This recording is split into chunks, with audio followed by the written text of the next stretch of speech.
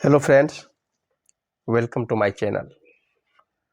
आज हम लोग पढ़ेंगे allotropes of carbon. Allotropes of carbon. आज देखिए, इसमें कार्बन के बारे में हम लोग ऑलरेडी पढ़ चुके हैं। कार्बन का क्या बेटा, एटॉमिक नंबर कितना होता है 6, एटॉमिक वेट 12। ओके, इसमें एक टॉपिक और थोड़ा सा देखेंगे हम लोग। आप पहले आइसोटॉप्स। आइसोटॉप्स ऑलरेडी आप लोग पढ़े होंगे। आइसोटॉप्स किसको बोलते हैं ना, क्या होता है उसमें? एटॉमिक नंबर सेम होता है। Atomic number same. Atomic number बोले तो नंबर ऑफ प्रोटॉन ना, और एटॉमिक वेट क्या होगा बेटा, इसमें डिफरेंट होता है। थोड़ा सा अंतर समझ लीजिए। और एलोट्रॉप और आइसोटॉप्स में लोग थोड़ा सा कंफ्यूज कर जाता है ना। आइए, तो क्या बेटा, एटॉमिक वेट डिफरेंट। और देखिए, ये हो गया कार्बन का। कितना आइसोटॉप्स है? 3। देखिए तो C6 12, C6 कितना 13, C6 14। ये देखिए 3 आइसोटॉप्स। ये हो गया आइसोटॉप्स। इसको क्या बोलेंगे? आइसोटॉप्स। एटॉमिक नंबर सेम और atomic weight different. But allotropes किसको बोलते हैं कि जब एलिमेंट का, ध्यान दीजिए, एलिमेंट्स में क्या होगा, इसमें क्या होता है कि फिजिकल प्रॉपर्टीज डिफरेंट होता है और केमिकल प्रॉपर्टी क्या होता है, सेम होता है ना। फिजिकल प्रॉपर्टीज डिफरेंट होगा और केमिकल प्रॉपर्टी सेम होगा, तो उसको हम लोग क्या बोलते हैं? एलोट्रॉप्स बोलते हैं।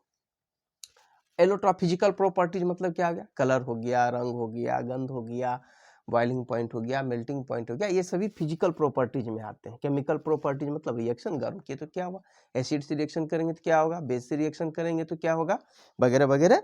ये सभी जो है क्या है, केमिकल प्रॉपर्टीज के अंतर्गत आता है। अब देखिए, हम लोग एलोट्रॉप्स का एक बार हम लोग क्या देखेंगे, डिफिनेशन। एलोट्रॉप्स आपको एग्जाम में पूछेगा, what do you mean by allotropes. ठीक है, बहुत इंपॉर्टेंट टॉपिक है। देखिए बेटा, इसका डिफिनेशन, एलोट्रॉप्स का, elements having the same chemical properties but different physical properties is called allotropes, are called allotropes. Elements लिए तार। ओके, तो कार्बन का हमारा क्या है, 3 allotropes. There are 3 allotropes of carbon. Actually 2 होता है, बट जो है अभी रिसेंटली जो है एक और को ऐड किया गया है, इसलिए जो हम लोग पढ़ते हैं there are 3 types of allotropes of carbon. 3 allotropes of carbon. ठीक है, the 3 allotropes of carbon are, एक डायमंड हो गया, दूसरा ग्रेफाइट हो गया, तीसरा बकमिस्टर फुलेरिन्स हो गया। तो ये 3 टाइप्स ऑफ आपका एलोट्रॉप्स होता है। जैसे कि आइसोटॉप्स भी इसका 3 होता है, तो एलोट्रॉप्स भी 3 होता है। ओके, अब हम लोग बारी बारी से तीनों के बारे में थोड़ा थोड़ा स्टडी करेंगे कि इसका फिजिकल प्रॉपर्टीज क्या है, देखने में कैसा होता है वगैरह। ठीक है, तो हम लोग फर्स्ट में पढ़ेंगे बेटा क्या चीज, डायमंड। डायमंड क्या है ना,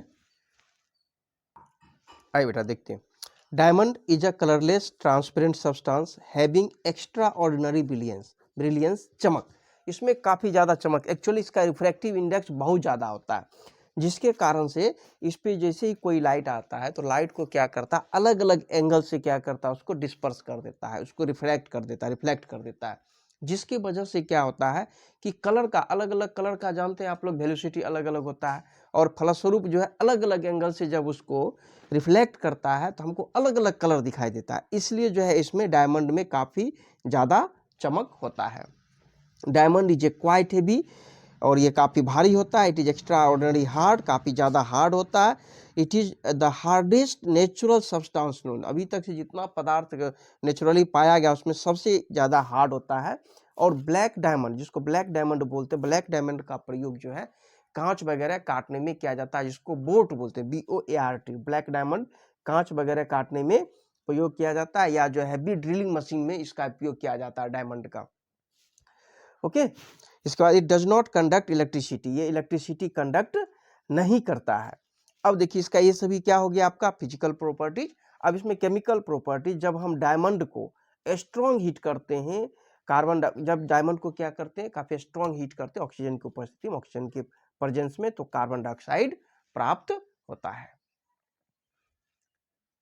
आई, diamond burns on strong heating to form carbon dioxide. देख लीजिए, C+O2 क्या बन जाएगा बेटा, CO2। ये याद रखिए, कार्बन जो है ये यहाँ पर कार्बन क्या, डायमंड का सिंबल कार्बन ही है। डायमंड का सिंबल कार्बन, ग्रेफाइट का सिंबल कार्बन। ठीक है, क्योंकि ये क्या एलोट्रॉप है, इसलिए सिंबल इसका आपको सेम रहेगा। ठीक है, और दूसरा क्या है कि इसका जो हम स्ट्रक्चर देखेंगे डायमंड का, तो इसका जो स्ट्रक्चर जो होता है ना टेट्राहेड्रल होता है, ठीक है, जिसके कारण से इसमें और 4 कार्बन एटम्स वगैरह एक साथ, मतलब कि 4 कार्बन एटम, एक बीच में कार्बन एटम और 4 कार्बन एटम चारों ओर से घिरा होता है।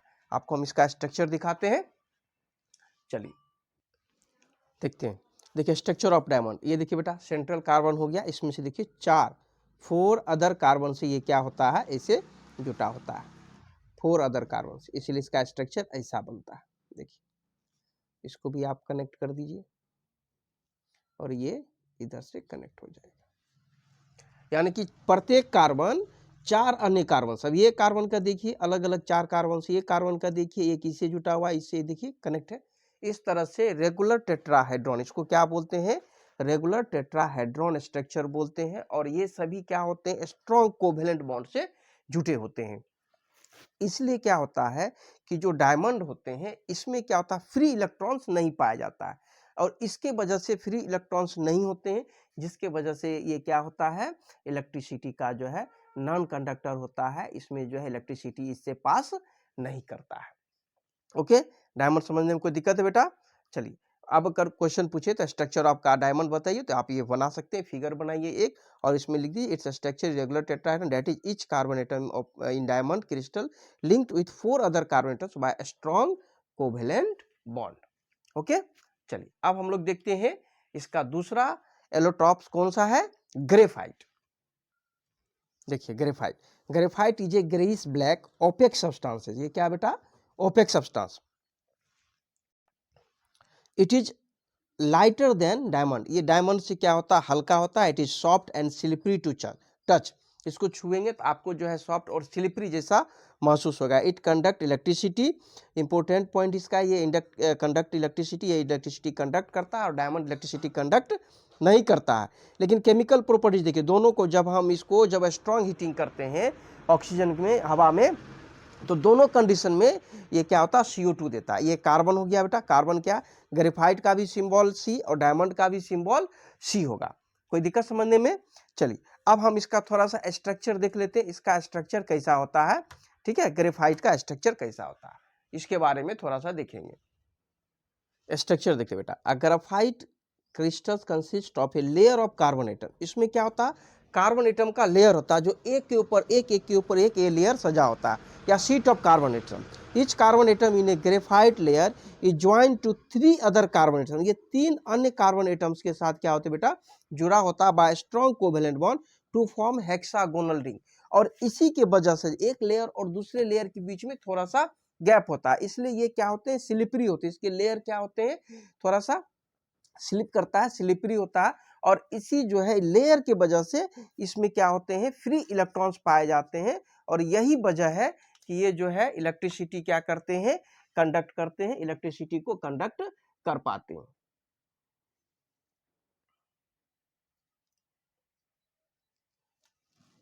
और फिर इसका उपयोग जो है ड्राई लुब्रिकेंट्स में, ग्रीज बनाने में, जो हम लोग जो है लुब्रिकेंट्स के रूप में जो ग्रीज वगैरह है जो मशीन में यूज करते हैं, इसमें जो है इसका प्रयोग किया जाता है ग्रेफाइट का। देखते हैं इसका स्ट्रक्चर, आइए इस फिगर को देखते हैं। देखिए बेटा इसमें क्या है, ये ग्रेफाइट का स्ट्रक्चर, देखिए क्या बताया था, इसमें हेक्सागोनल स्ट्रक्चर होता है, देखिए ना ये क्या बेटा, हेक्सागोनल स्ट्रक्चर। अब ये हम ध्यान से देखिए, इसमें एक carbon atom 3 other carbon atom से जुटा होगा, और इसमें वीक फोर्स ऑफ होल्ड, ये इसको वंडरवाल फोर्स बोलते हैं, आगे जाके पढ़िएगा, 2 लेयर के बीच में लगा हुआ ये फोर्स है, ठीक है।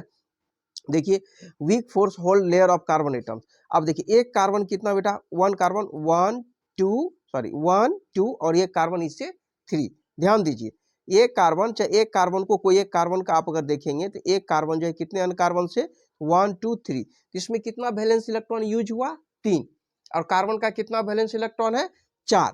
तो एक वैलेंस इलेक्ट्रॉन क्या करेगा, इसी लेयर में क्या करता है, वो मूव करते रहता है, जिसके वजह से ग्रेफाइट क्या होता है बेटा, इलेक्ट्रिसिटी का क्या होता है, ये गुड कंडक्टर होते हैं। कोई दिक्कत समझने में, समझ गए, अच्छा से समझे इसकी कि नहीं, कि देखिए बढ़िया से समझ लीजिए। इसमें क्या है, ये अब एक लेयर ये हो गया, इस तरह से कई लेयर इधर बनता है, इधर भी खाली, इधर भी खाली, एक लेयर ये, एक लेयर ये, इसमें 3 लेयर दिखाया गया। First layer flat layer of carbon, flat layer. अभी देखिए इसमें देखिए बेटा एक लेयर, 2 लेयर, 3 लेयर को ऐसे दिए स्टडी करने के लिए। आप इसमें कई लेयर बना सकते हैं, सिर्फ 2 लेयर का भी फोटो बना करके आप आसानी से दिखा सकते हैं। ग्रेफाइट का अगर स्ट्रक्चर पूछे, या अगर ये 3 नंबर 4 नंबर का पूछे तो बताए, 2 नंबर का पूछे तो एग्जाम्पल दे करके सिंपल जो है इसका प्रॉपर्टीज आप आसानी से लिख सकते हैं। अगर याद है तो फिगर बनाए, नहीं तो छोड़ दीजिए। लेकिन अगर 3 नंबर का क्वेश्चन पूछे तो आप इसमें फिगर आप जरूर बनाइए। चलिए अब हम लोग देखेंगे uses of graphite and uses of diamond. देखिए uses of diamond, it is used in cutting instrument. बताए थे कि हार्ड होता है, इसलिए इसको कटिंग इंस्ट्रूमेंट में, जैसे ड्रिलिंग मशीन वगैरह में, पहाड़ों में जो कटिंग करते हैं उसके हैवी ड्रिलिंग मशीन में भी इसका उपयोग किया जाता है। या जो है कांच काटने में जो काला हीरा का प्रयोग करते हैं उसको बोट बोलते हैं, उसका उपयोग किया जाता है। It is use in making jewellery, jewellery में यूज किया जाता है। Sharp edge diamonds are used for eye surgeon as a tool to remove cataract. इसको मोतियाबिंद बोलते हैं, जिसको मोतियाबिंद का बीमारी होता है उसको ऑपरेशन में जो है शार्प एज डायमंड टूल्स का उपयोग किया जाता है। ओके, अब देखेंगे uses of graphite. Uses of graphite, powdered graphite is used as a lubricant for the fast moving parts of machinery. Lubricants grease वगैरह बोलते हैं ना, ग्रीज वगैरह में यूज किया जाता है, क्योंकि काफ़ी सॉफ्ट होता है और इसलिए जो है इसमें ग्रीज के रूप में, ताकि मशीन क्या हो, स्लिपरी हो।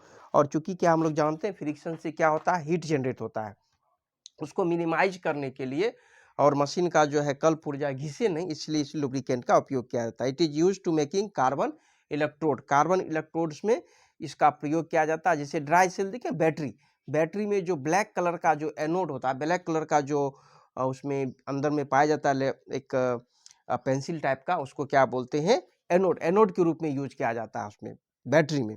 It is use to making the cores of our pencils called pencil lead. Pencil जो हम लोग लिखते हैं ना, इसमें जो यूज किया जाता है डेट इज ग्रेफाइट, उसमें ग्रेफाइट का उपयोग किया जाता है।